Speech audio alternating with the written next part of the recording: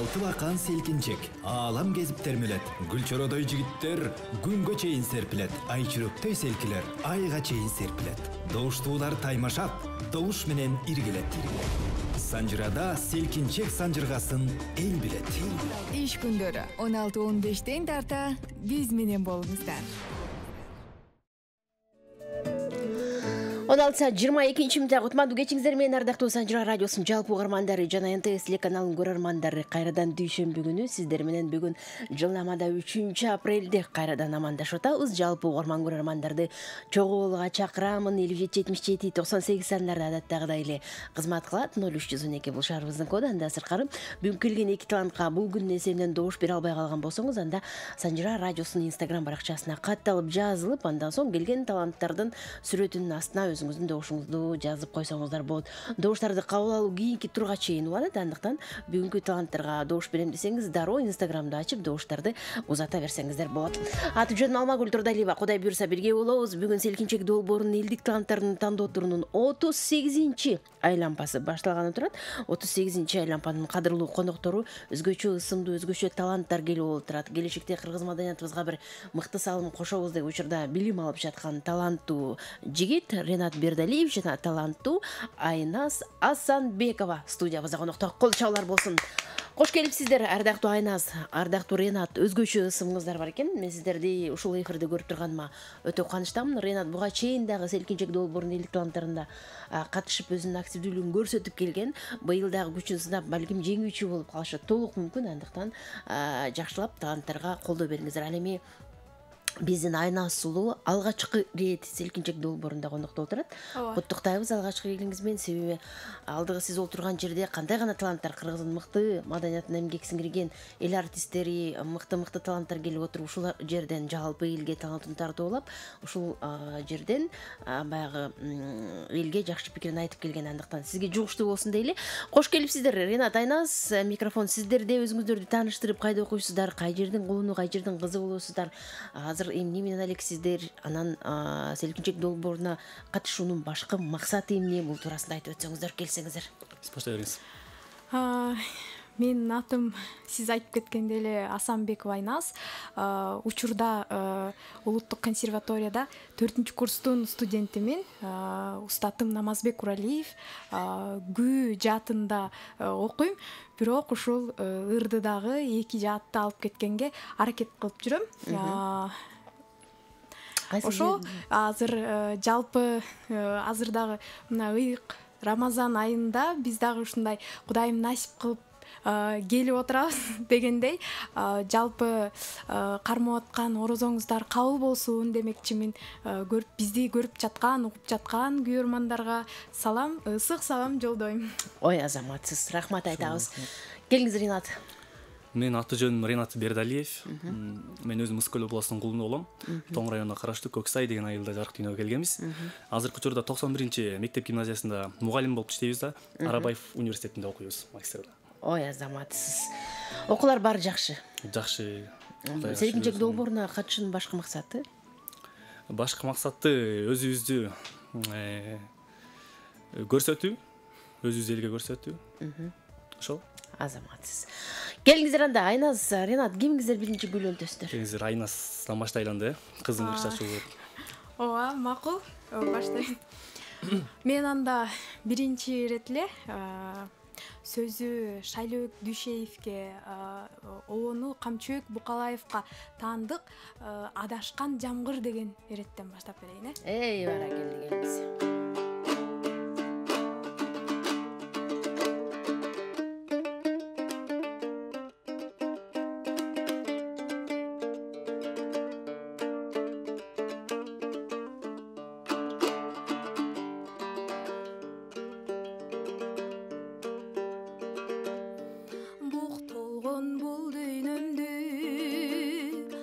Çaldadım buluktum bilbegen son kaytaracağım gün sayın sen taraptı karay berem abalkim aytabı dep kabarыңды ak güldür appak güldür ай күлдүр адашкан жамгыр көрдүм айта албадым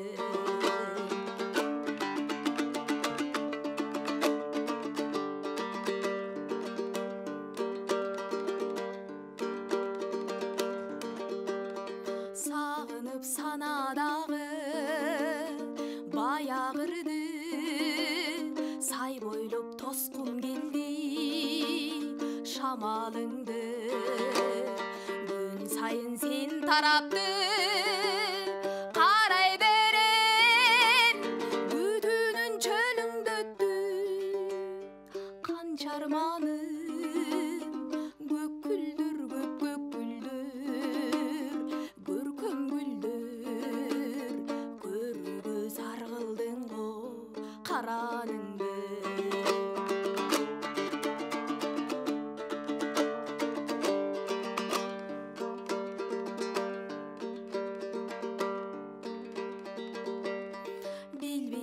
Kaçan gittim, kaçan geldim Bir kurşun tab almadım, batar jirdim Biz emi bu жалганда кездешпейбиz Bir gana sende döndü Azar menmin, жаш болбойм, жакын болбойм Жарда болбойм Сен мага арман болуп жашай бергин Жаш болбойм, жакын болбойм Жарда болбойм Сен мага азап болуп жашай бергин Эй, баракелди, азаматсыз кол чабуулар сизге. Мына ушундай ойлондурган чыгарма менен программабызды баштадык. Ринат, караңызчы кандай гана саптар, кандай гана чыгарма. Эми кезек сизде. Кандай ырыңыз менен жооп атасыз? Мен аткара кетчү чыгармам. Ушундай биздин кыргыз элинин кыздары, биздин ала тоонун кыздары деген бир жакшы чыгарма аткарып берейин, кабыл алып коюңуздар. Муза Баятисов атаган. Эй, бали.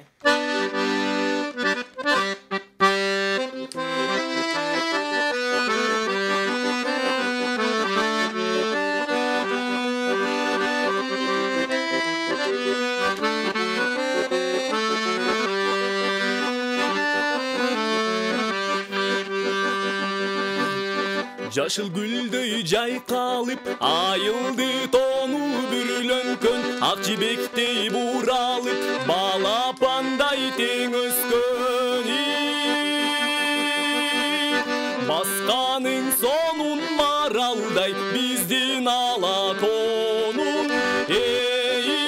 Ой, кыздар-ай, кыздар-ай.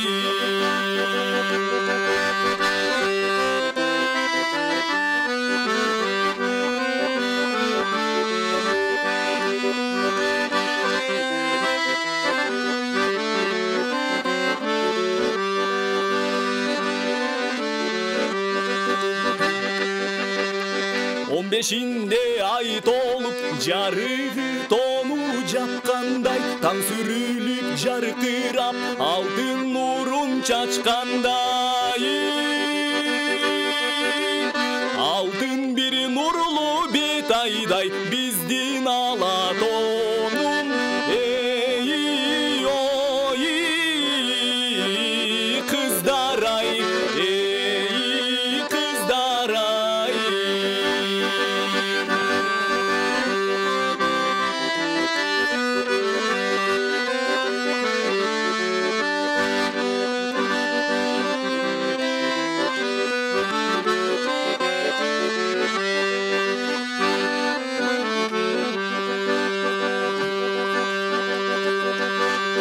Калтылдап көл үстүндө пароход жолго чыккандай, канатын тарап казырдык, акулар чардап жаткандай. Алтын бир нурлуу бет айдай, биздин ала тонун. Ой, кыз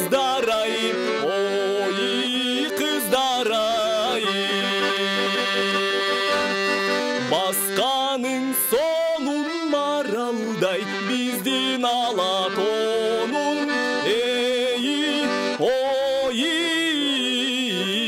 кыздарай эй кыздарай. Эй, баракелди, азаматсыз кол жаулар сизге.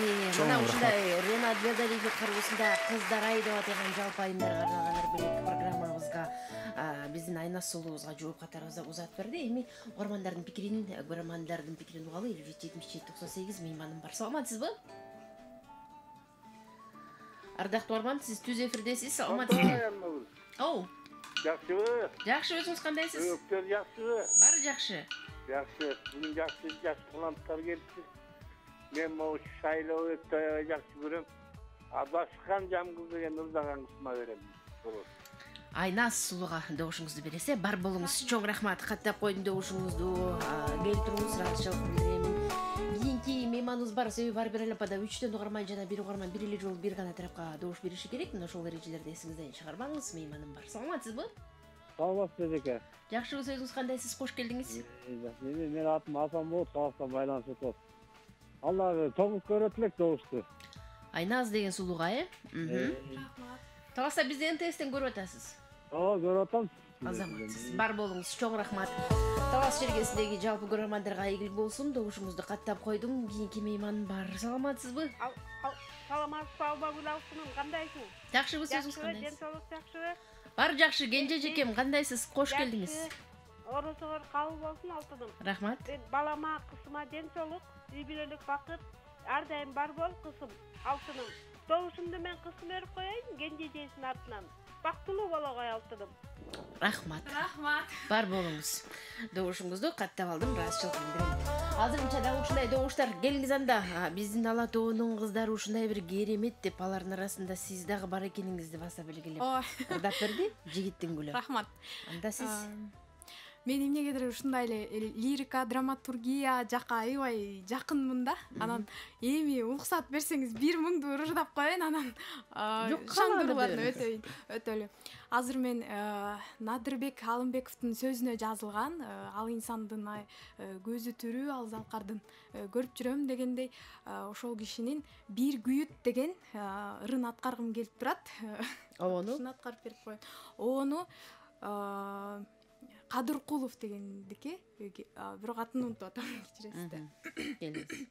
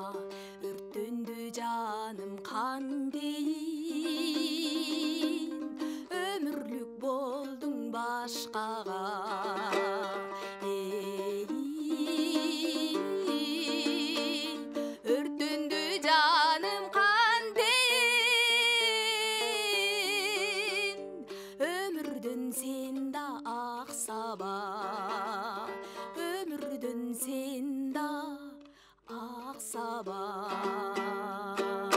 Эй, баракелди, кол чалуулар сизге.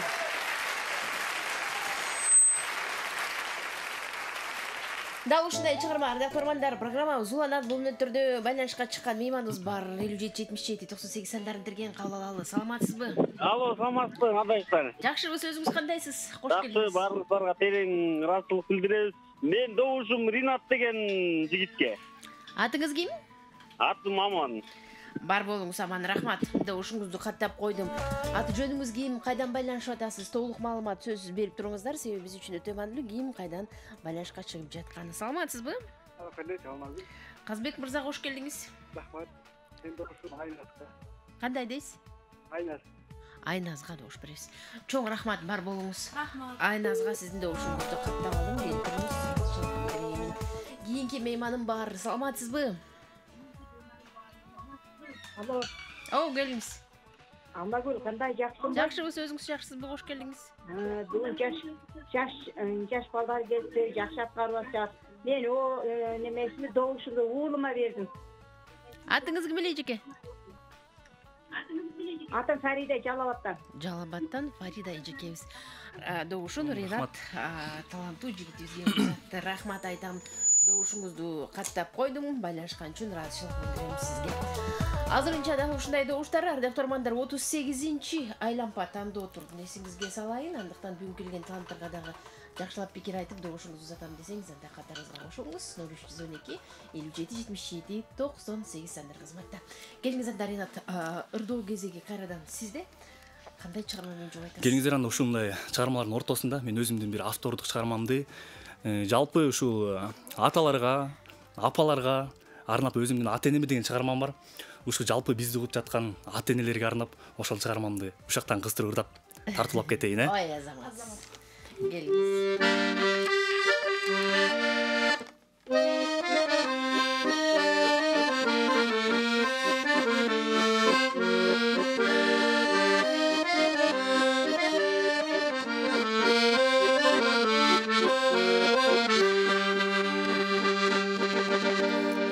Асмандагы ачык күндөй нурун чачкан апакем ай, тарбиялап талим берип багымды ачкан атакем ай, апакем ай, атакем ай, жан күнүңөр таза кен ай, апакем ай, атакем ай, жан күнүңөр таза кен ай.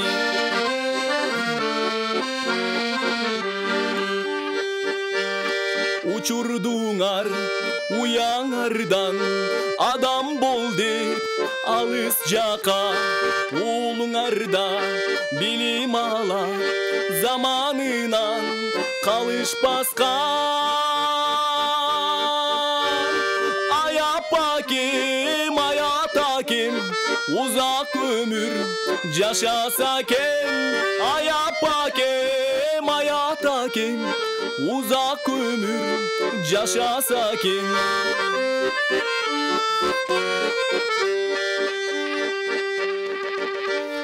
Сыртка чыксам жолум кара, сана тарткан апакем ай, ар намыска бекем бол деп акыл айткан атакем ай,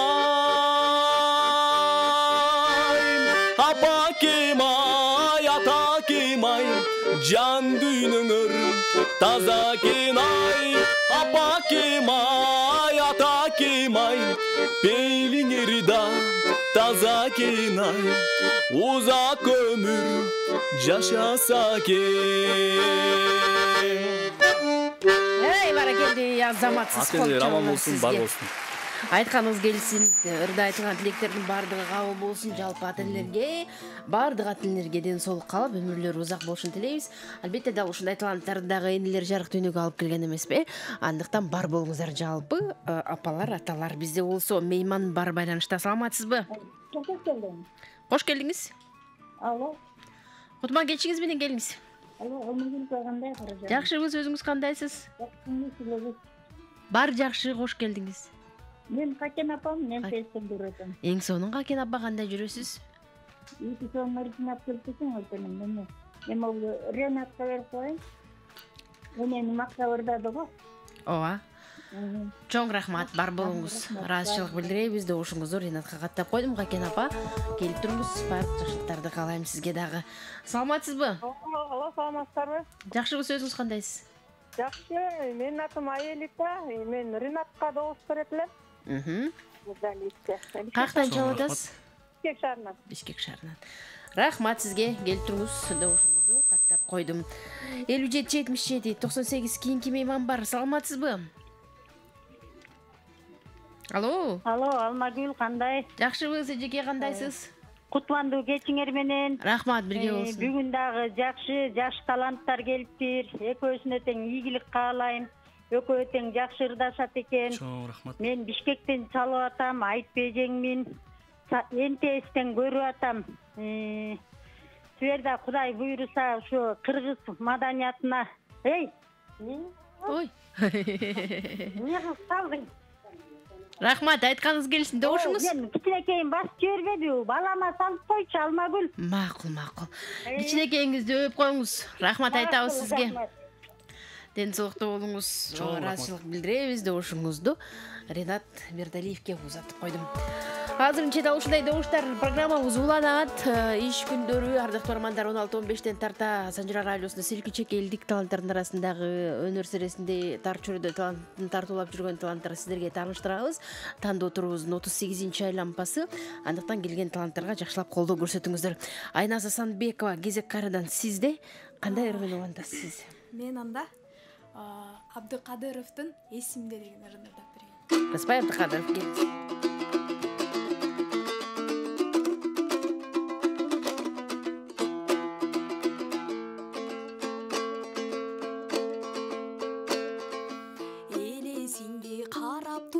Сүрөттөн эске түшөт көлдүн жеги гүл өскөн эсиңдеби кечиндеги сырдаш ой суруп чыгып таттуу сөздү жүрөктөн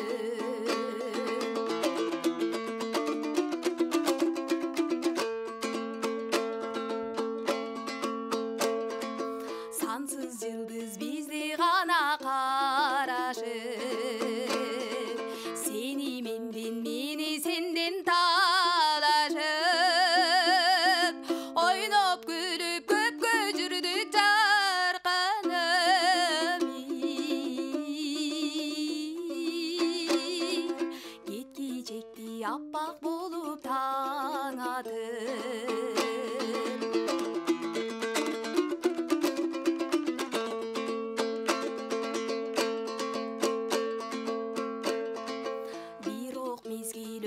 сайын арылап тетири карап буруласың арубак азаптарды бармаң күчөп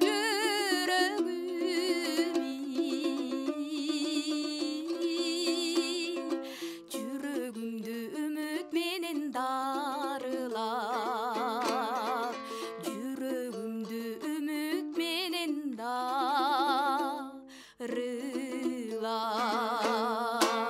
Эй, баракелди.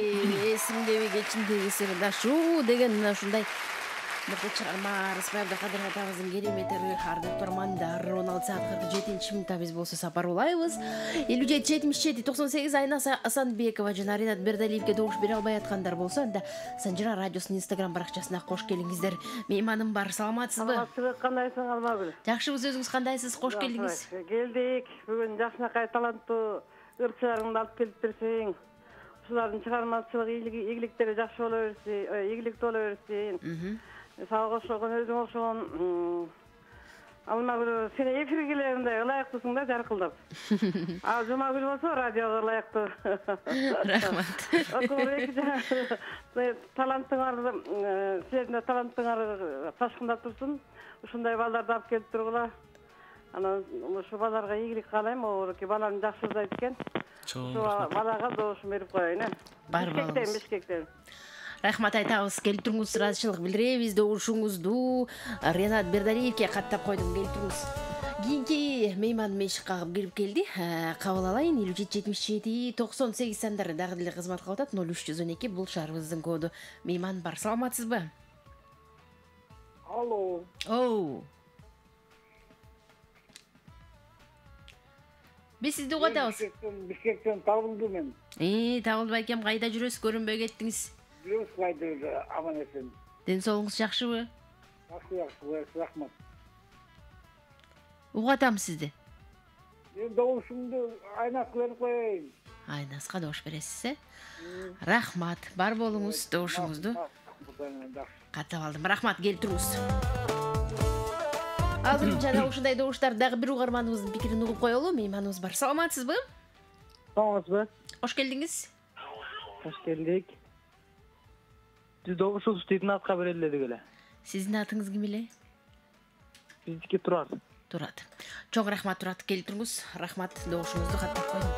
Келиңиз анда, Ренат, кайрадан ырдоо кезеги сизде. Эсиңдеби кечиндеги сырдашуу, сууруп чыгып таттуу сөздү жүрөктөн дейт. Караңызчы. Кандай? Кечинде сырдашууга Асанкалы Керимбаев атабыздын булактагы кездешүү деген жаш чыгармасы. Баракелде. Ошол чыгарманы тартылып отурайын калып атабыз.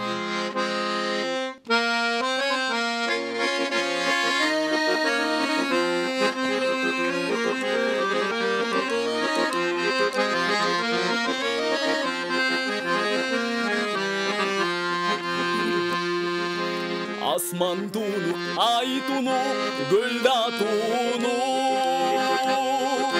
Алмасыман көп ойлор менде туру. Сезип калдым ай мөлмөл ак сүйүмдү. Сен олтурган булакта, сен олтурган булакта мен долдурдум.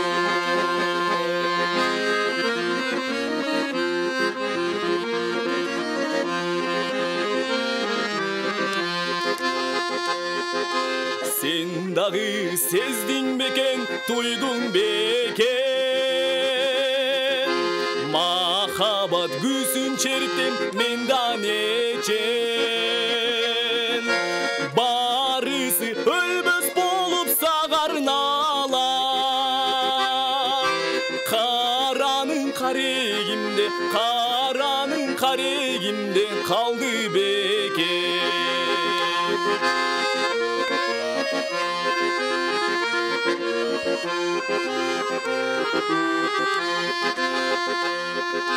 Asman tunu, ay tunu, göl da tonu.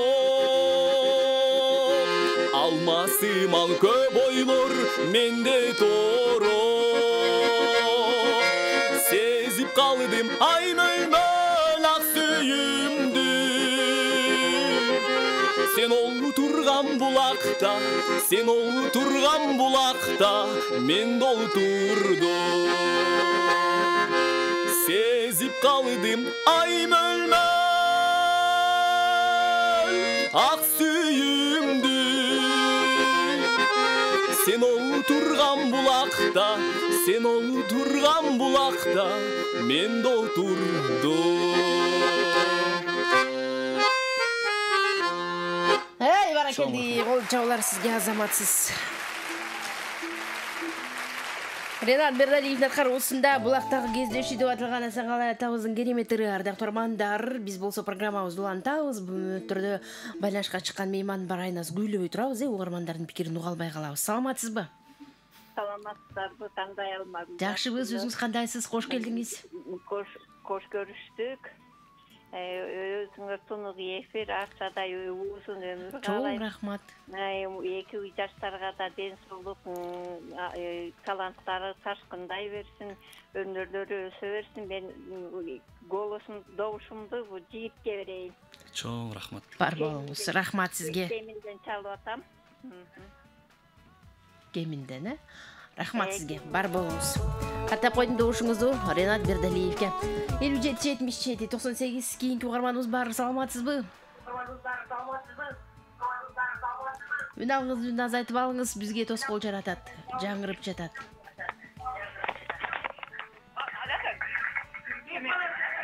Үн алгысын алган азайтпасаңыз бизге тоскоолдук жаратат. Ошол себептен кайрадан байланышка чыгып көрүңүз. Биз сизди узатып кийинки угарманыбызды кабыл алалы. Мейманыбыз бар. Саламатсызбы? Кутмандуу кеч. Рахмат, бирге болсун. Кандайсыз? Жакшы. Силерге тунук эфир каалайм, Алмагүл. Чоң рахмат. Мен Бишкектен чыгып атам. Нургүл апаң. Бүгүнкү жаш таланттардын чыгармачылык ийгиликтерди каалайм. Эки таланттын жасына кайрып атышат, даярданып келишти. Аны мен уулума берип коеюнчу добушту. Бар болуңуз. Чоң рахмат. Каттап коеюн добушуңузду. Дагы бир угарманыбыздын пикирин угуп коелу. Шарт боюнча ар бир лампада 3төн угарман байланышка чыгышы керек. Саламатсызбы? Кош келдиңиз. Алло, Алмагүлсүңбү? Ооба, угатам. Сизде кандайсыз? Кандай жакшы? Баары жакшы, өзүңүз кандайсыз? Мен Черкичтерин жакшы үйлөнө берсин, өзүңдү аябай жактап жайдап, жакшы алып барасың. Рахмат. Ден соолуң болсун. Иштеген ишиң ийгиликтүү болсун, Чоң рахмат, айтканыңыз келсин. Менин добушумду бул Ринат коет коюн. Атыңыз ким эле? Атым Алик. Абдумалик. Көлдөн, 4 күлдөн. Бар болуңуз. Көл жерге салам узатабыз. Рахмат айтам добушуңузду. Ринат Бердалиевге каттап койдум. Келиңиз анда уланталы. Биздин сулуу Айназ кандай кыласыз? Булактан кезиздешели дейт. Сен олтурган булакта мен да олтурсам бакыт эмеспи? Кандай сонун болмок? Деген сунушун айтып атат жигиттин гүлү. Анда эмесе мен Алыкул Осмоновдун сөзүнө жазылган Оonu Калыбек Тагаевдин Кыялдануу деген. Бар. Келиңиз.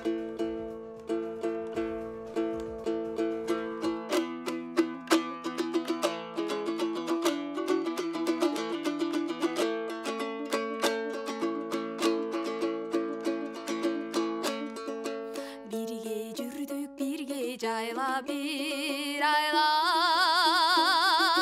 кайык минсек сен отуруп мен айлап, мен арчадай жаш эсебен билгезбей, сен кайыңдай жаңы гана, сен кайыңдай жаңы гана бүр байлап.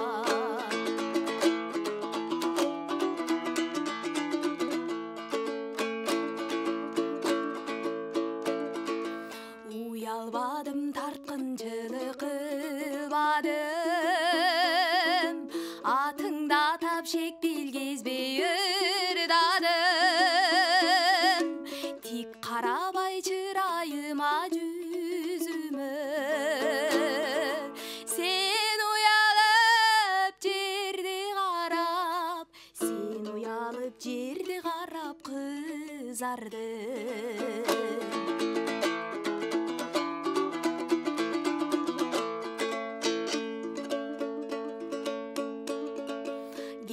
Кетпейт ал уяттын кызылы, мына ошондо ашыктыктын кызыгы, кубартпаса бозортпосо кустан, Бишкегимдин аптабы курч, Бишкегимдин аптабы курч ысыгы, Бишкегимдин аптабы курч ысыгы. Баракелди, азаматсыз кол чабалар сизге.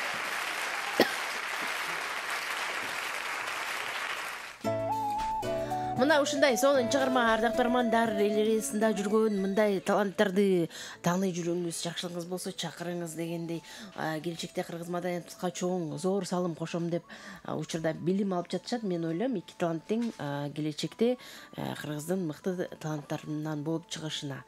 Албетте, ал үчүн баягы алгачкы тепкичтер мына ушул Санжыра радиосунун селигинчек долбоорунда элдин элегинен өтүү болуп турат. Андыктан пикир айтып, добушуңузду, калуу тилегиңизди калтырсаңыз болот. Мейман бар, саламатсызбы? Ардактуу арманын телефонуңуздун башка баскычтарын басып алдыңыз окшойт. Кайра аракет кылыңыз. Мен сизди күтөйүн.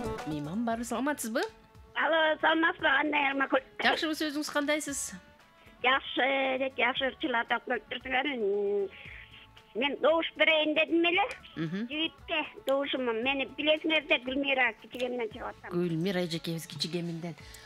Бар болуңуз Gülmira эжеке, рахмат айтам. Кичигеминден жалпы көрөрман туруктуу бизди көрүп угуп жаткан көрөрман сүйөрмандарга рахмат айтайын. Мейманыбыз бар. Саламатсызбы? Alo, саламатсызбы? Жакшыбыз эжеке кандайсыз? Мен көздөн чыгып жаттым эле. Атым Майрамкүл. Мен doğuşumda Иринатка берет элем. Чоң рахмат. Бар болуңуз, келиптириңиз. Көл жергесине саламыз аталы.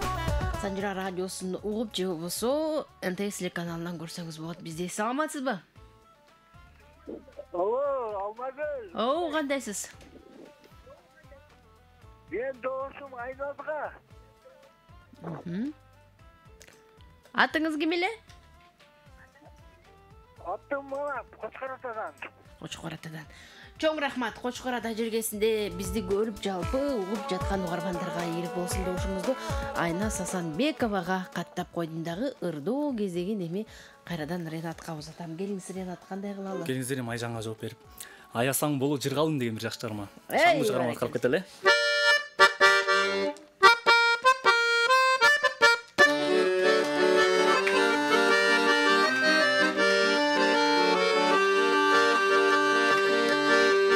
Жаныңдан өтсөм жылмайын, жалкарайм мен дагы чайын.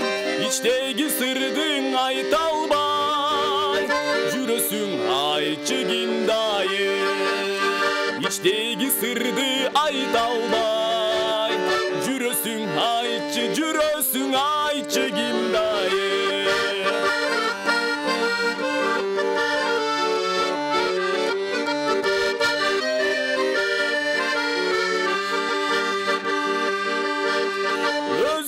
Жақшы көрөмүн, өзгөчө сүйө жүрөгүм. Өрт болуп өмүр өтсө да, сүттөй аксага тилегим. Өрт болуп өмүр өтсө да, сүттөй аксага тилегим.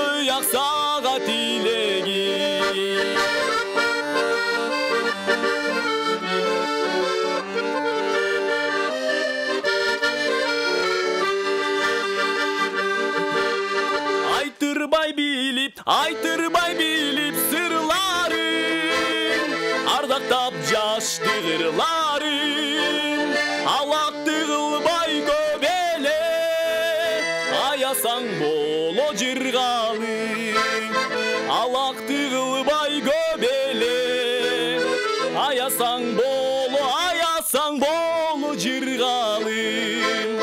Алакты кылбай көп эле, аясаң боло жыргалым. Эй, баракелди, колчоглар сизге. Алакты боло бербей, аясаң боло жыргалым деп Айна сизге арнады, кайра белгиледи. Караңызчы, эмне кыласыз азыр добуштарды угалы, андан соң кичине жүрөгүңүздү жибитип, ооба мен сендик мен ага таяга жан дейсизби, же эмне дейсиз билбейм. Азыр угармандардын добушун каттап коелу, андан соң сиздин жоопту күтөбүз. Саламатсызбы? Assalamu alaikum, Sanjira radiosu. Hoş geldiniz kutman geçiniz menen. Men Aynaz деген ырчыга добуш беремин. Үнү жакшы коюлган экен. Вибрациялары баардыгы ордунда. Үнү профессионал экен. Рахмат. Бар болуңуз, рахмат. Бар болуңуз, пикириңиз үчүн жакшы. Добушуңузду Айна сууга каттап койдум. Кийинки мейман бар. Саламатсызбы? Алло, саламатсызбы? Жакшыбы, сөзүңүз кандайсыз? Биз жакшы көрсөңүз, биздин добушубуз Ринатка, Азамат Нурзаттын атынан. Кимдин атынан? Азамат Нурзат. Бар болуңуз. Рахмат, добушуңузду каттап койдук. Азамат байкеме, Нурзат эжеме ден соолук каалайбыз. Бар болуңуздар, күн сайын байлашып туруңуздар. Саламатсызбы? Саламатсыңар кыздар. Жакшыбы, сөзүңүз кандайсыз? Мен Ошо булаттын модалынан чыгып жатам, Санжира радиосуна. Рахмат.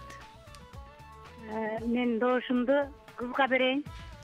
Айна суулуга берсе. Чоң рахмат, бар болуңуз. Каттап койдум добушуңузду. келип туруңуз. Рахмат сизге. Мына ушундай азырынча добуштар. Эми кайрадан ырдоо кезеги. Айнас сулуда. Келиңиз Айнас, эмне кылалы? Аясаң боло жыргалым дейт. Жооп кылып анда сезимди алдоо кыйында. Да. Эй, баракелде.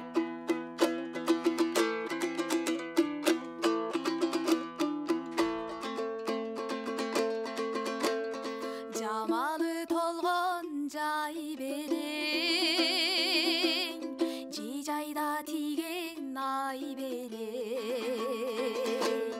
Жылт этип бир жол көрүнбөй да, 20 жыл мурда кайда элең. Жылт этип ай бир жол көрүнбөй да, 20 жыл мурда кайда элең.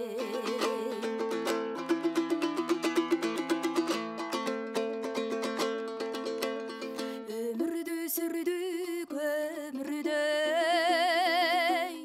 өтмөкпүз толук төгүлбөй. Ойнодуң неге жашынмакта, 30 жыл мурда көрүнбөй. Ойнодуң ай неге жашынмакта, 30 жыл мурда көрүнбөй.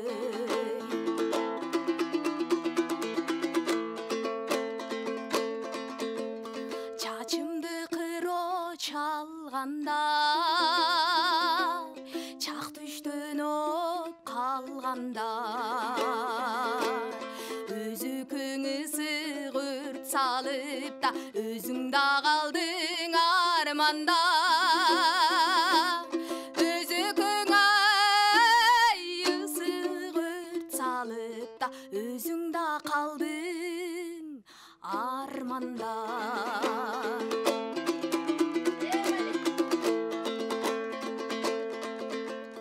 Мезгилдер өттү чынында, мен айткан сөзгө кыйылба. Секетим кечирган дейин да, сезимди алдоо кыйында. Секетим ай кечирган дейин да, сезимди алдоо кыйында. Сезимди алдоо кыйында. Эй, баракелди, азаматсыз. Кол чабалар сизге. Аясаң боло жыргалым десе, биздин Айнас сезимди алдоо кыйында. Ошондо кандай болуп калат? Сезим менен ойнойбузбу же ойнобой калабызбы, Ринат мырза деген сыяктуу жооп берип атат.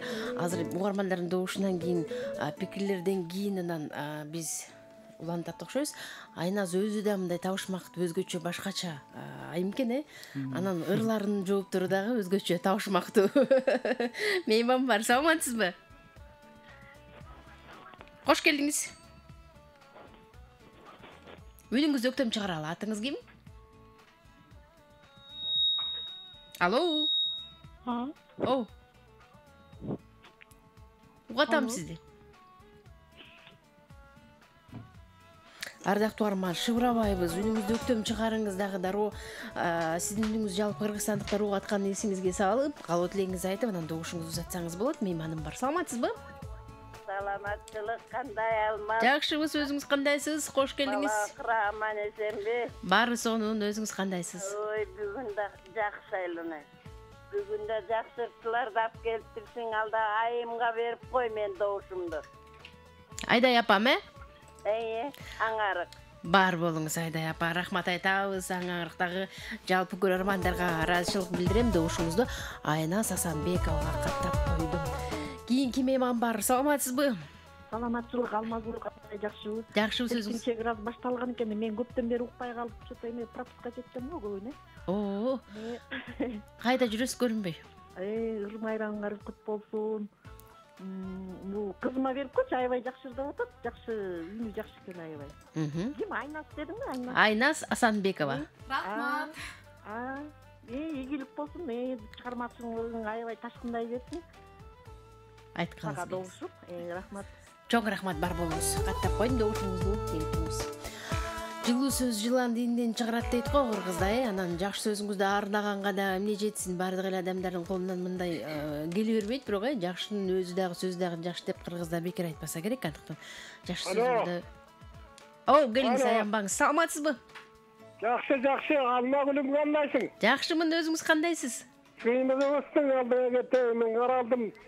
Мен өзүм 75 жаштагы адаммын. Рахмат, ата кандайсыз? Мен Нарындыкмын өзүм. Нарындай болобу? Анан бул доош беренен ушу менен 3-чү сапар чыгып, аябай кубанып атам. 3 сапар чыктым ушу менен. Кубанычтабыз, келиңиз. Атыңыз ким эле? Атым Эсенгелди. 75 жаштамын. Анан мен өзүм мындай деп атам. Не? Мен bir ür çıkarıp koydum özüm. O karlık boyunca da. Anam oşa bir sağa bir yoluğup ne sen bir de kendini koygulam ben yolu albayım boy indi alıptım özüm. Anam patsap nemet uşul omurgası nemetsen benim baldarım nemeleri var. Oşa benen baylanışsam bir degen bak. Siz 507 57 77 98 WhatsApp numarine жазып коюңуз. Endi men doğuştu vereyim ha. Köp söylөгөндө болбойт. Doğuşumdu bobereki Göksaylık balaken bobu Irinat degen. Irinat degen jeyt. Oşal Irinat'a vereyim. Kızıma dagı iyilik kalayım. Kızım dagı jakşıldı etken. Oşa Irinat balaga vereyim. Onda çıkarattı mı bazağı? Ova. Baktat, sıyılığı ısık aldıya geteyim. Almagülüm, aman dur. Çok rahmat. Бар болуңуз. Çok rahmat, бар болуңуз. Жакшы пикириңиз үчүн ыраазычылык билдиребиз сизге. Ырыңызды биздин 507 57 77 98 WhatsApp номерине жазып койсоңуз болот. Мына ошол жактан баарлашсак болот. Эмне туурасында кандай оюн чыгарып берүүнү каалап жатасызбы? Оюнчуларга сиздин ырыңызды жөнөтүп коелубу? Кененирээк пикир калтырып биздин WhatsApp номерибизге билдирүү жазыңыз. 507 57 77 98 бул биздин Санжира радиосунун WhatsApp номери. WhatsApp номерибизден добуштар кабыл алынбайт. Эсиңизге салып коюн. Ал жактан жөн гана мындай жеке балким суроо сунуштар болсо кайрылсаңыздар болот. Келиңиз анда Ринат ырдоо кезеги кайра сизде. Аяп койчу деп сиз Алтымыш Кадыров агайыбыздын жакшырын ырдадыңыз эле. Сезимди кантип алдап аяйм сени деп атат. Келиңиздер анда. Ошондой болмок беле деп. Жооп кылып мендеги ыйык махабат деген. Бар. Тоозун чыгарасың. Ат кылып берейин.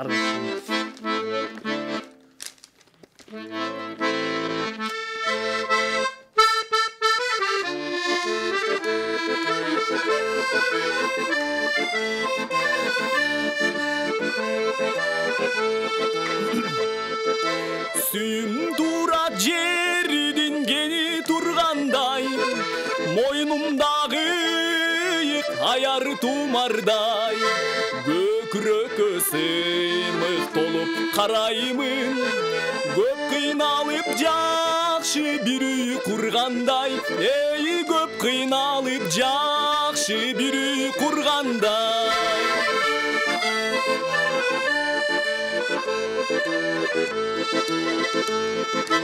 Сүйüm ağa mel-мил деген сулардай, айбаттанат көлдө сүзгөн куулардай, таттуу сайрап элжиреткен сезимди, таң алдында үн алышкан улардай, эй таң алдында үн алышкан улардай.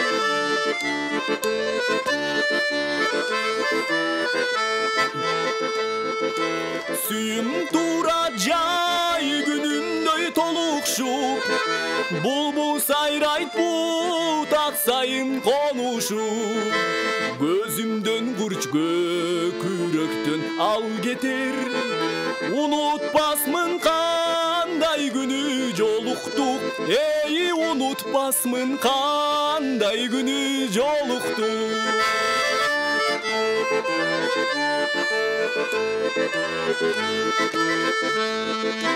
Бул дүйнөнү ачкан менин үнүмдү, жарык кылып көдөндөгү түнүмдү, сенин гана аман жүргөн караным, мен сен үчүн табырдайм сүйүмдү, эй мен сен үчүн даң табырдайм сүйүмдү. Сенин гана аман жүргөн караның, мен сен үчүн даң табырдайм сүйүмдү, эй мен сен үчүн даң табырдайм сүйүмдү. Чоң рахмат. Кол чабууларды сизге жаңыртабыз. Мына ушундай жакшы чыгарма Ринат Бердалиевдин каргысында мендеги ыйык махабат кандай болот эгерде сезимди алдабоо деп күмөн санап жатып аткан болсоң, мен сен үчүн сүйүмдү даң табырдаганга даярмын деген жооп болду окшойт. Мына ушундай ардактуу армандар, 38-чи айлампа элдик таланттарын тандоо туруу, эки талант биздин кызга биздин жигит жарашат болуп суюкайып сонун керемет ырларды аткарып сиздин көңүл борборуңузда. Сиз болсо пикир айтып калуу тилеңиңизди узатсаңыз болот. Саламатсызбы? Саламатсызбы? Жакшыбыз, кош келдиңиз, кандайсыз? Рахмат Курманжан апа. Кош келдиңиз. Кайда болсоң да ишиң байсалдуу болсун демекчимин. Чоң рахмат. Сен жакшы ырчыларды берсиң, аз жаштар өкөтөң жакшы ырчылдашат экен. Булар бактылуу болсун демекчимин. Мен ушу добушумду балама берип коеюн. Сузактан Курманжан апа, рахмат. Сузак жергесинен Курманжан апага рахмат айтамын. Добушуңузду каттап койдум, келип туруңуз. 57-77-98 кийинки мейман бар. Саламатсызбы? Allah саламатсыздар. Кош келдиңиз доктор байкем. Маанаңыз жакшыбы?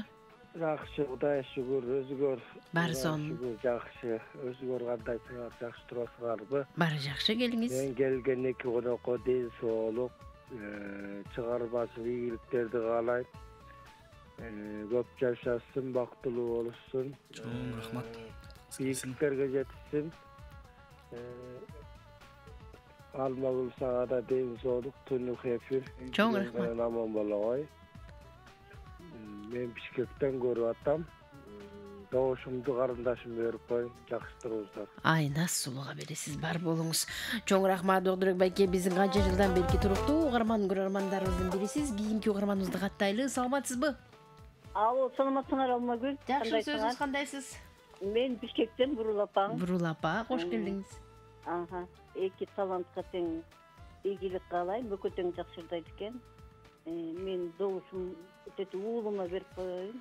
Талантты ташкындай берсин, кызыма да ийгилик. Рахмат айтканыңыз келсин. Рахмат сизге, бар болуңуз. Добушуңузду каттап койдум, келип туруңуз дейли. Ардактуу армандар, НТС телеканалы жана Санжыра радиосунда кыска жарнамалык түрмөк бар. Андан соң эфирибизди улантабыз. Бүгүн биз элдик таланттардын тандоо турунун 38-чи айлампасын сиздерге суудабыз. Биздин кадырлуу конокторубуз Айна Сасанбекова жана Ринат Бердалиев. Эки талантка добуш бере албай, чалып ала албай аткандар болсо, Санжыра радиосунун Instagram баракчасына катталып, андан соң сүрөттүн астына өзүңүздүн добушуңузду узатсаңыз болот. Катталбай жөн гана добуш берсеңиз, ал добуш эсепке кирбейт. Жарнамадан кийин биз программабызды улантабыз. Биздин толкунда калууну улантыңыздар. Алты бакан селкинчек, аалам кезип термелет. Гүлчородой жигиттер күнгө чейин серпилет. Ай чүрөктөй селкилер, айга чейин серпилет. Добуштуулар таймашат, добуш менен иргилет. Санжырада селкинчек санжыргасын эл билет. Иш күндөрү 16-15 тарта биз менен болуңуздар. 17 saat 24 минуттарда тормандар көрүп жана угуп жатканыңыз Санжыра радиосунун селкинчек долбоору элдик таланттарыбыздын тандоо турунун 38-чи айлампасы. Катарыбызга жаңы кошулгандар болсо, бүгүнкү биздин меймандарыбыз Айна Сасанбекова жана Ринат Бердалиев. Маанайлар жакшыбы, чарчаган жоксуңарбы, эки талант жакшы эле отурасыңарбы? Силер ойлогондой өтүп атабы? Келиңиздер. Пикириңерди бергим келет, Ринат. Жакшы, баары абдан сонун өтүп атат. Жакшы. Биздин Айна жактыбы? Ооба. Элге да жагып атат деген ойдомун. Мага эле эмес, бүтүндөй. Бияктан кыргыз эли мына чалып атайын Айнасга. Добуш берип атат, үнүн балып атат. Ойлойм баарына жагып атат деп. Айна, сизде кандай? Биздин Ринат жактыбы сизге? Ооба, абдан азамат экен, өзүнүн да автордук чыгармалары бар экен. Бул дагы болсо бир кандайдыр бир чоң секрет десем болот чыгармачылыктачы. Молодец, азамат. Дагы да болсо ушундай чыгармаларды жаратып, сага ийгилик кааламакчымын. Чоң рахмат. Азаматсыздар. Мына ушундай эми эки таланттын ичинен кимиси жеңип, кимиси жеңил узасын тартатан убакыт көрсөтөт. Бирок муну менен эле токтобойт. Кошумча добуштарды Instagram баракчабыздан кабыл алабыз. Эсиңизде болсун, андыктан биз менен чогулуңуздар. Жана Ринат ырдап болуп кеткөн, анан кезек Айнас Сулууга келген менимче. Келиңиз Айнас, кандай ыры менен улантасыз? Мен анда Майрамбек Осмонов аганын Сезим деген ырын аткарып берем. Бали.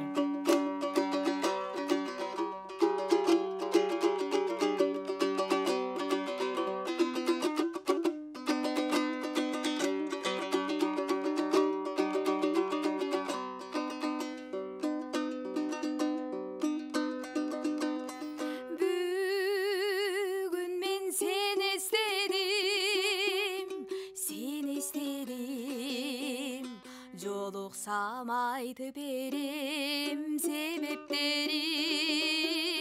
жаштыгым кеткечекти, өмүрүм өткүчөктү, бул сезим абасудай керектеди, бул сезим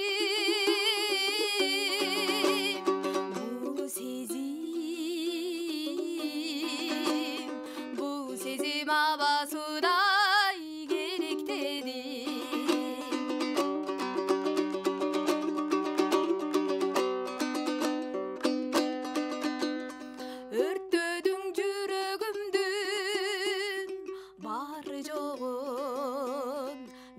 бараны кантип дарылоонун, айыкпайм башкаларга, жок калды башкарга, билемин сенден бөлөк дары жогон,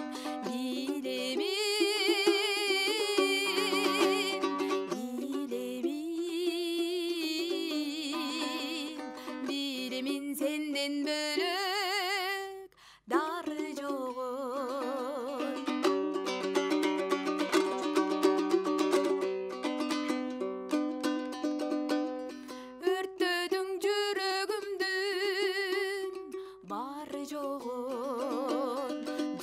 бараны кантип дарылоонун, айыкпайм башкаларга, жок калды башкарга, билемин сенден бөлөк дары жогон.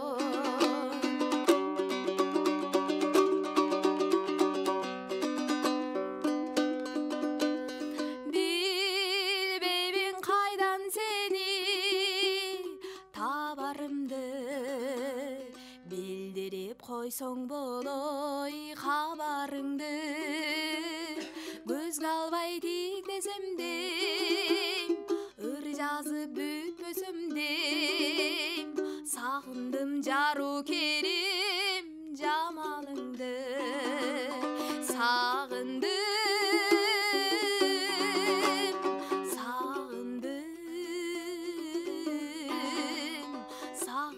жару керим жамалыңды, сагындым жару керим жамалыңды.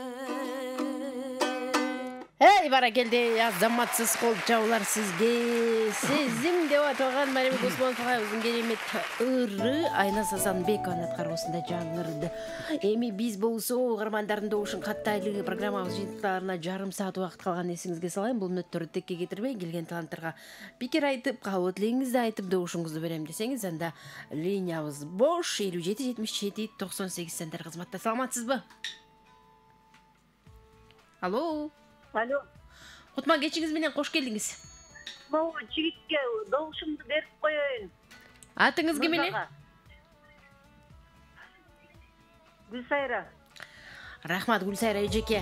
Ар бир угарман байланышка чыгып жатканда кайдан чалып жатат, аты жөнү ким, бул туурасында толук маалымат узатышы керек. Жана ошондой эле бизди НТС телеканалынан көрүп атасызбы же Санжыра радиосунан угуп атасызбы, бул туурасында дагы оюңузду кугуз келет. Саламатсызбы?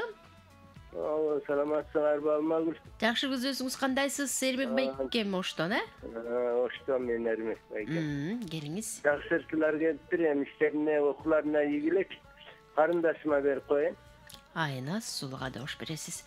Рахмат, бар болуңуз. Ош чергесиндеги жалпы көрөрмандарга ийгилик каалайбыз. Силкичек долбоорун көрүп тургандарга колдоо көрсөтүп туруңуздар. Саламатсызбы? Алло, Калнагүл кандай? Жакшыбы, сөзүңүз жакшысызбы? Кош келдиңиз. Улам чыгып атам го сага. Кандай дейсиз? Алды кызга берип коюңбу кызга. Ой, балага. Балага, Көлүк балага жана.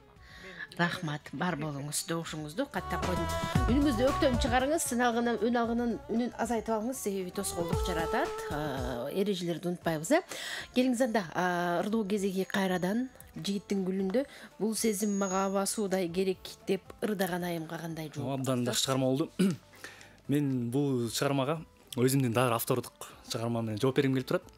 Бул чыгарма өзү негизи тамашалуу өңдүү, мындай бирок дүк менин жүрөгүм деген чыгарма. Өзүмдүн автордук чыгармам. Кайсы балда жүрөгүңүз дүк болду эле, ошону айтып бере турбайсызбы? Буюрса айтып бересиз. Келиңиз.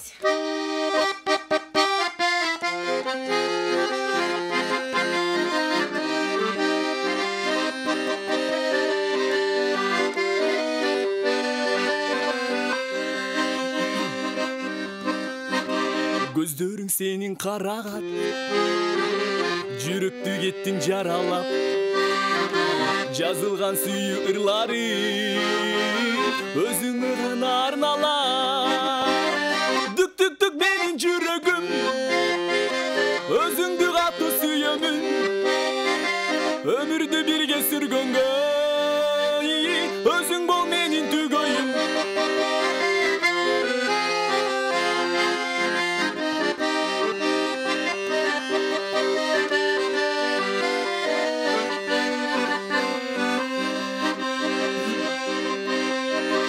Düşümө кирдиң сен бүгүн, түнөргөн булут аралап, жет албай сенин артыңа, бараттым сени кубалап.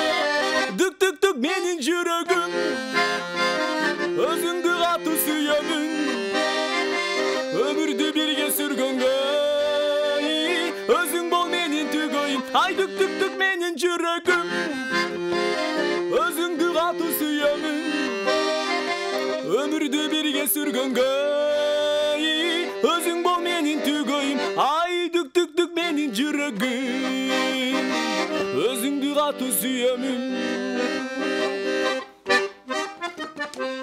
Баракелди, кол чабуулар сизге, азаматсыз.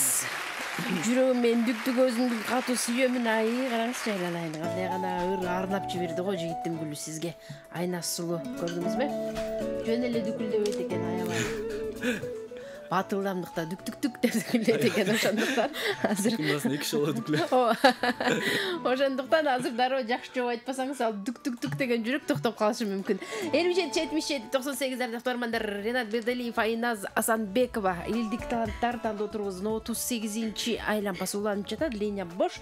57-77-98-0312 бул шаарыбыздын коду. Эки таланттын кимисин колдойсуз, кимге пикир айтасыз, добушту кимге бересиз, ал сиздин тандооңуз болсун. Эгер бул күн несенен байланышка чыга албай жатсаңыз, анда Instagram баракчабыздан кат аркылуу билдирүү жазсаңыз болот. Бул чыгармаңыз качан, кайсы убакта жаралган? Бул чыгармам ушул жакында эле жаралды. Жакында эле жүрөгүм дүкүлдөдү деп коюңуз. Жүрөгүм дүкүлдөп эле. Жакшы. Саламатсызбы? Саламатчылык. Кош келдиңиз. Алмаш. О, кандайсыз? Мен чүйдөн чыгып атам. Айназга берем добушумду. Айназга добуш беребиз. Бар болуңуз, чоң рахмат добушуңузду. Сага узун өмүр, ден соолук каалайм. Семьяң аман болгон. Айтканыңыз келсин, чоң рахмат. Бар болуңуз, байланышкан үчүн сизге да рахмат айтам. Добушуңузду каттап койдум. 57-77-98 кийинки угарманыбыз бар. Саламатсызбы? Алло. Кош келдиңиз, кандайсыз? Ой, рахмат. Алмагүл алтыным. Угуп атасыңбы? Угуп атам, сизди келиңиз. Мен Токмоктон чалып атам. Жакшы. Мен Гүлүм хамым. 3-4 жылдан бери телевизорда карайм, ушу эмени Санжираны такыр ала албайм да. Азыр карап отуруп эле телефонун салып койсом, алып калдым. Чоң рахмат алтыным. Мен соолукта бол, балаңыз болсун. мен биринчи жолу чалып атам, кандай папа деп өзүм да таң калып атам. Диванда жаталы, сени карап отурам. Өзү азыр айтпадыңбы, линия бош турсаң эле чала калдым да. Аны алып калдым. Рахмат. Ай, бирдеңиз түгөнүп калды окшойт ардактуу угарманым. Рахмат сизге 5 жылдан бери бизди көрүп көрман болуп чалып албай аткан угарманыбызга терең ыраазычылык билдиребиз ардактуу угарманым. Бирок кимге добуш бергениңизди угалбай калдык. Бирдеңиз түгөнүп калды окшойт. Кайра аракет кылыңыз. Саламатсызбы? Саламатсыздар кызым. Жакшыбыз, кош келдиңиз кутман кечиңиз менен. Мен телевизордон көрүп атат элем, НТС каналынан.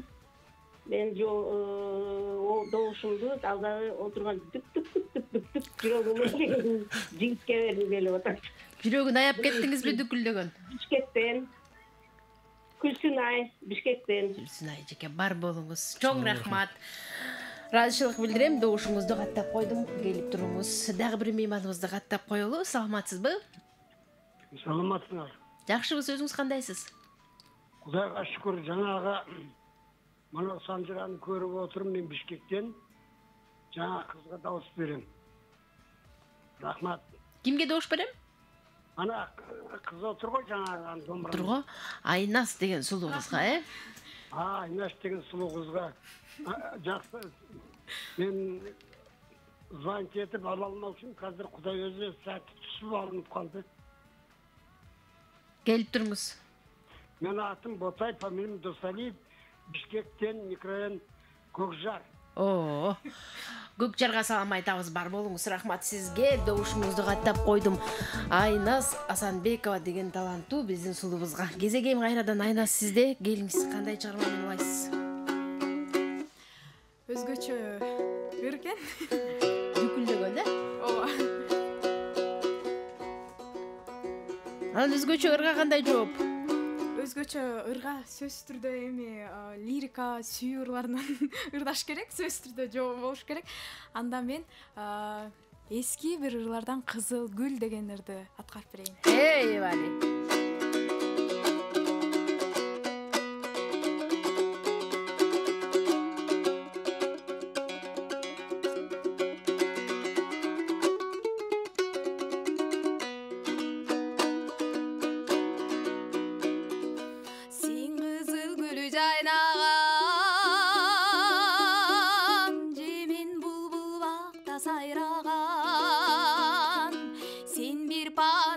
Пана жарыгыңы гана тийсең жайланама жайланама жайлана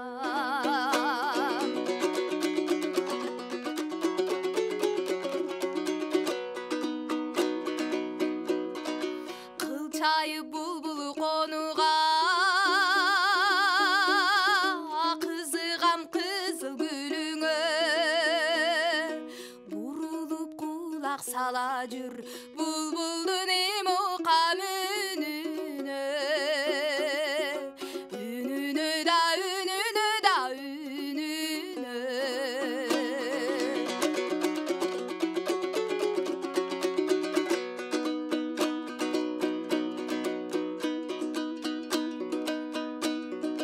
гүлүп өткүлүң бар чакта таркатпа бурулуп бакта сайраган булбулдун тилин чарчатпа чарчатпа да чарчатпа да чарчатпа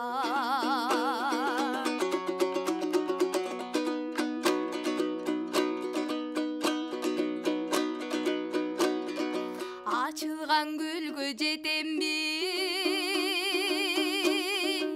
ашыктыгым бекерби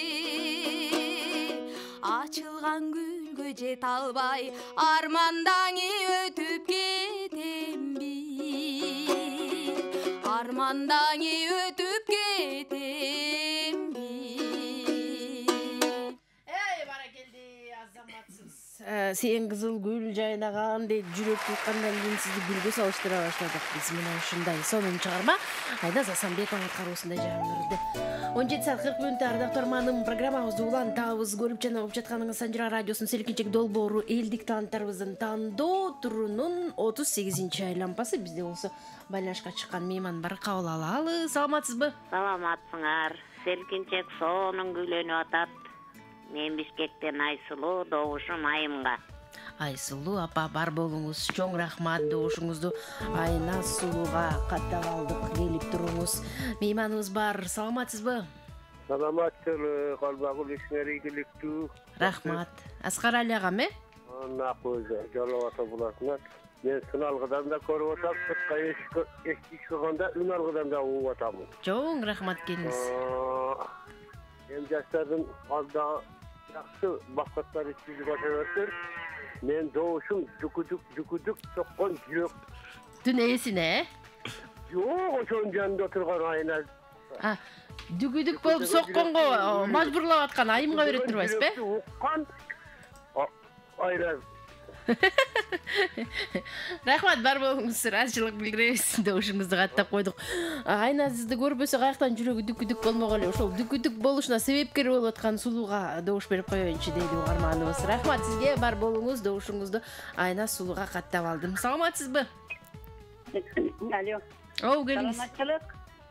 Кандайсың кызым? Жакшыбыз, өзүңүз кандайсыз? Кутман кечиңиз менен бирге болсун. Мен добушумду мына кызыма берип коем. Айназ Сулууга каттап алдык. Бар болуңуз, добушуңузду каттадым дагы. Кайрадан доо кезегин Ренат Бердалиевге узатам. Ренат, караңызчы угармандар айтып атпайбы?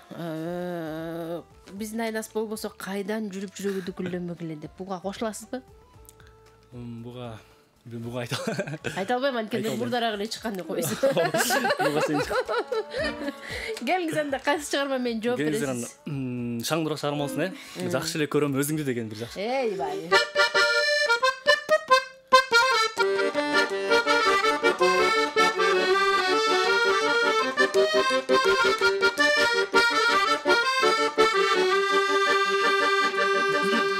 Çatkaldım tosun aşkanda men çar bulut kaptap asmanda Çaçıma sığlap oygottun sen çatırda uktap jatkanda Çatırda uktap jatkanda men jakşılı görüm özüngdü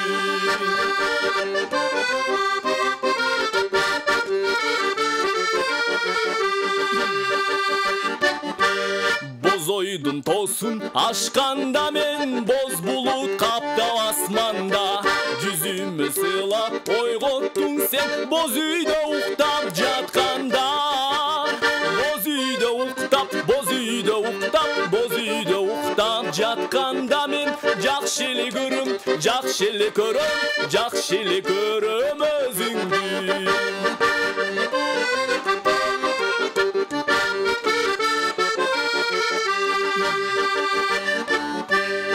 Koydum tosun aşkanda men gök bulut kaptap asmanda Dökülüm sığlap oygoptun sen gölökölö uktap jatkanda Gölökölö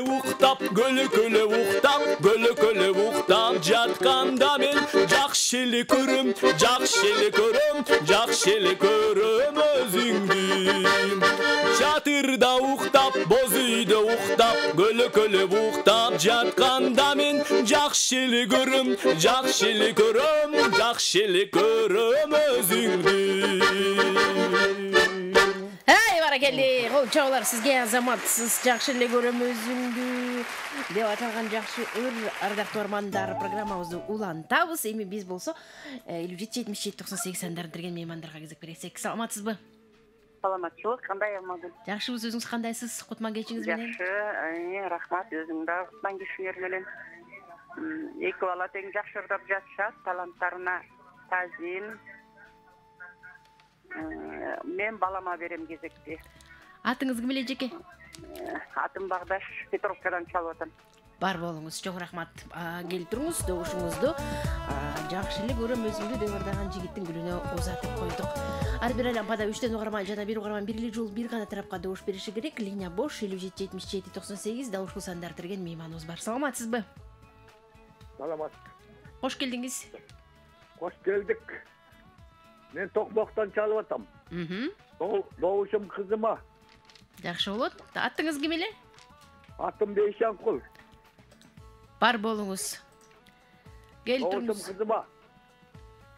Айнас сулууга сиздин добушуңузду каттап койдум. Келтириңиз, ыраазычылык билдирейин.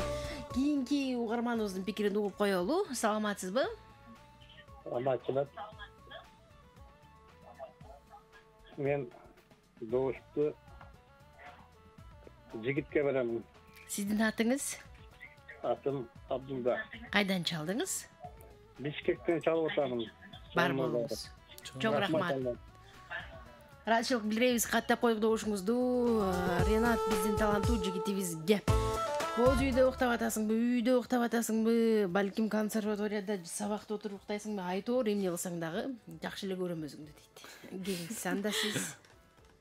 Мен анда Ак таңым деген чыгарманы. Билем, ошону түшүнөм деп ырдап бересиз. Жакшы болот. Келиңиз.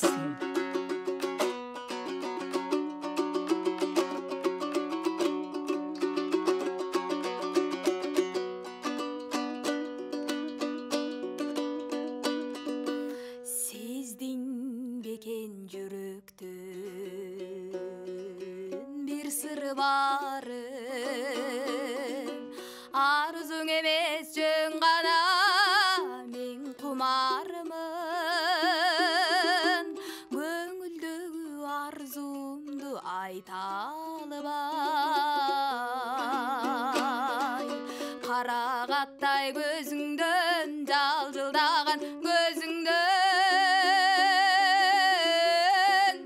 ыркурады.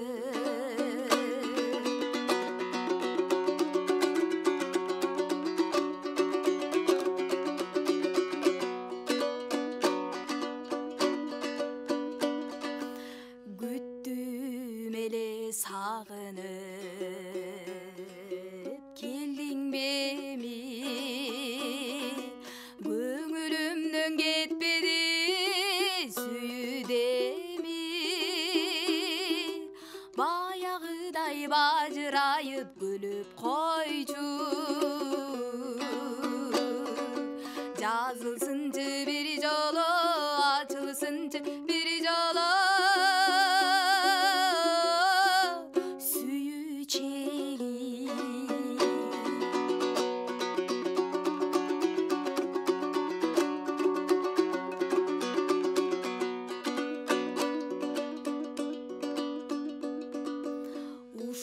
Сезим жүрөктөн күнөбүбү же жарк эткен жаштыктын илебиби, атырдан мен аппак таңды өзүңдү ойлоп,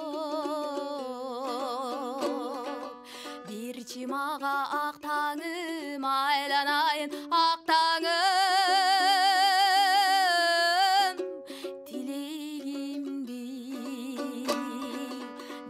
чимага ак таңым айланайын, ак таңым жүрөгүңдү. Эй, баракелди, азаматсыз, кол жабылар сизге. Ак таңым деп аталган жакшы чыгарма, ардактуу армандар. 17:48 бул күн эсебинен байланышка чыгып добуш берем деген соңку угармандардын пикирин угуп коелу. Андан соң жыйынтыктайт экенбиз. Жалпы 1 саат 45 мүнөт аралыгында биз менен чогуу болгон жалпы көрөрмандарга ыраазычылыгыбызды билдиребиз. Мейман бар, саламатсызбы? Кош келдиңиз. Кутман кечиңиз менен кандайсыз? Добушум Каракаш жигитке. Ойбай. Каракаш бекене жигиттин гүлү. Чоң рахмат. Рахмат айтабыз. Каракаш жигитке өзүңүздүн добушуңузду каттап койдум. Ренат Бердалиев деген таланттуу жигит, аты жөнүн дагы биле жүрүңүз, жакшылыгыңыз болсо чакыра жүрүңүз дегендей. Мейман бар, саламатсызбы? Саламатсыз. Кош келдиңиз. Мен чоң кызга. Чоң кызга. Эркин Бишкектен. Эркин мырза, Рахмат чоң. Бишкек шаарындагы жалпы көрөрмандарга ийгилик болсун, добушуңузду каттап койдум. Дагы бир мейманыбызды каттайлы. Тагыраагы бул күн эсебинен эң бактылуу угарманыбыз. Бул күн эсебинен байланышка чыга албай калгандар абдан көп. Бирок ошентсе дагы эң акыркы соңку угарманыбыз болуп келген мейманыбызга микрофон сунабыз. Саламатсызбы? Саламатсыңарбы? Кош келдиңиз. Рахмат өзүңөрдөгү. Жигит көрөйүн добушту. Атыңыз ким эле? Атым Болот. Рахмат сизге. Бар болуңуз. Добушуңузду каттап койдум. Ардактуу угармандар, мына ошентип бизге бөлүнгөн убакыт сааттагы соңку мүнөттөрүнө келип олдурат. Бүгүн сиздер үчүн жакшы маанай тартуулап, элдик таланттарыбыздын 38-чи айлампасынын кадырлуу коноктору болгон Айнас Асанбекова жана Ренат Бердалиев болду. Мен эки талантка тең чыгармачылык ийгилик, ден соолук, анан өмүр каалагым келет. Мына ушул үч нерсе болсо, Кудай буйрса сиздердин ийгилигиңиздер алды деп билебиз. Азыркы учурда билим алып, келечекте кыргыз маданиятына жакшы салым кошом деп, анан өзгөчө жигиттин гүлү обончулук багытында өзүн сынап, эми азыр жашыраактык кылып атасыз, балким баралына келгенде мыкты биздин Майрамбек Осмонов агаларыбызга окшогон мыкты оюнчулардын катарына кошулат деген үмүтүбүз чоң. Бул өндөрүңүздү да таштабай, сөзсүз жакшы ала жүрүңүз. Ренат, сизге ийгилик каалайбыз. Ал эми биздин Айнас Асанбекова өзү комузчулук багытта биздин таланттуу агайыбыздан билим алат экен. Бирок чындыгы комузчу болсо дагы ырдап, баягы айтып коет го кыргызда, эки тизгин бир чылбыр деп, ушул багытты чогуу ала жүрүүнүн өзү эле чоң эрдик. Анан сизге дагы ийгилик каалайбыз. Азаматсыз көрүнүп турат, баягы тырышчаак мүнөзүңүз, бир нерсеге болгон умтулууңуз, жашоого болгон кызыгууңуз бир башкача экендиги. Андыктан сизге ийгилик каалайм. Мына ушундай жакшы көз караштар менен көп ийгиликтерди жаратып жүрө бериңиз. Келип бергениңиздерге силерге ыраазычылык билдиребиз. Азаматсыңар. Анан жыйынтык кандай болду десеңиздер, мен сиздердин эркин микрофон узатып коюп, сиздердин пикириңиздерди угуп коюп, анан жыйынтыкты айтсам кандай болот? Келиңиздер. Бүгүнкү эфир жактыбы, жалпы жонунан сиздер ойлогондой өттүбү, жалпы угармандарга, сиздерди колдогон көрөрмандарга калуу тилек айта кетиңиздер. Ренат. Эфир абдан сонун болду. Учурдан пайдаланып, жалпы кыргыз элимди баарын ыйык ороз айы менен куттуктап кетмекчимин. Баарыңыздардын кармаган орозоңуздар кабыл болсун.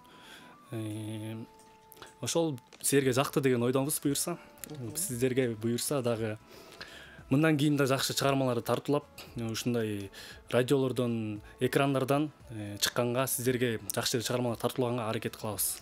Азаматсыз. Тилегиңизге жетиңиз. Келиңиз, Айнас. Жыйынтык сөз.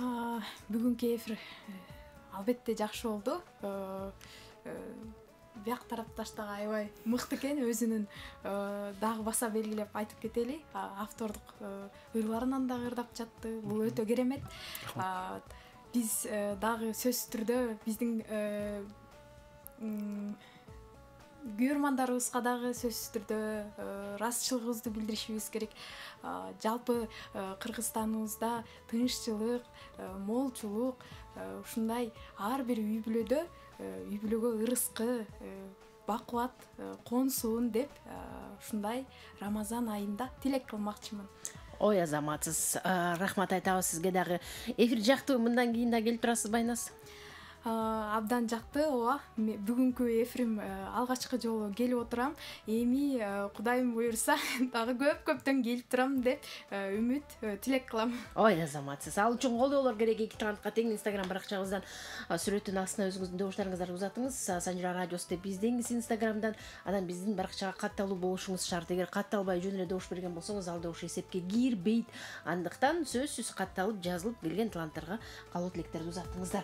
Угармандардын добушу менен бүгүн Айнас Асанбекова өзүнүн капчыгына 19 упайга ээ болду. Колчалар болсун, азаматсыз. Айнас Асанбекова 19 упай. Ал эми Ренат Бердалиев угармандардын каалоосу менен, угармандардын тандоосу менен бүгүн өзүнүн капчыгына 23 убай топтоп программабыздын жеңүүчүсү аталды. Кол чалар болсун Азаматсыз Ренат. Куттуктайбыз. Муну менен эле сиз дароо кийинки турга өтөсүз деген мүмкүнчүлүк жок. Себеби абдан көп катышуучулар бар. Кошумча добуштар Инстаграмдан кабыл алынат, анан упайларга жараша кийинки турга тандап алабыз. Бир гана даярдыкта жүрүңүздөр. Айна сиз дагы кайрадан келип калышыңыз толук мүмкүн. Упайларга анткени толук жыйынтык чыга элек да, дагы деле Инстаграмдан добуштарды кабыл алабыз кийинки турга чейин. Анан жыйынтык чыкканда анан кийинки жарым финалга тандайбыз. Азырынча 38-чи айлампага келип токтодук. Жалпысынан 80 жұп бар, 80-чиден 40 жұп кийинки турга аттанат. Бар болуңуздар, силерге ден соолук, ишиңерге ийгиликтерди каалайм дагы бир жолу. Ардактуу угармандар, көргөнүңүз Санжыра радиосунун селкинчек долбоору болду. Ар дайым НТС телеканалын көрүп, Санжыра радиосун угууга барыңыздарды чакырамын. Аты жөнүм Алмагүл Турдалиева, сиздер менен бул күн эсебинен коштошом. Мына ушинтип дүйшөмбү күнүбүздү мына ушундай жакшы маанай менен баштап алдык. Кудай буйрса, жумага чейин сиздер менен күн сайын көрүшүп, амандашып, мыкты таланттарды сиздерге сунабыз. Андыктан колдооңуздар келет. Иш күндөрү 16-15-тен селкинчек долбоорун көрүп жана угууга чакырамын. Кайрадан эфир толкунунан амандашканчакты жакшы туруңуздар. Алты бакан селкинчек, аалам кезип термелет. Гүлчородой жигиттер күнгө чейин серпилет. Айчүрөктөй селкилер айга чейин серпилет. Добуштуулар таймашат, добуш менен иргилет. Санжырада селкинчек санжыргасын эл билет. Иш күндөрү 16-15-тен тарта биз менен болуңуздар.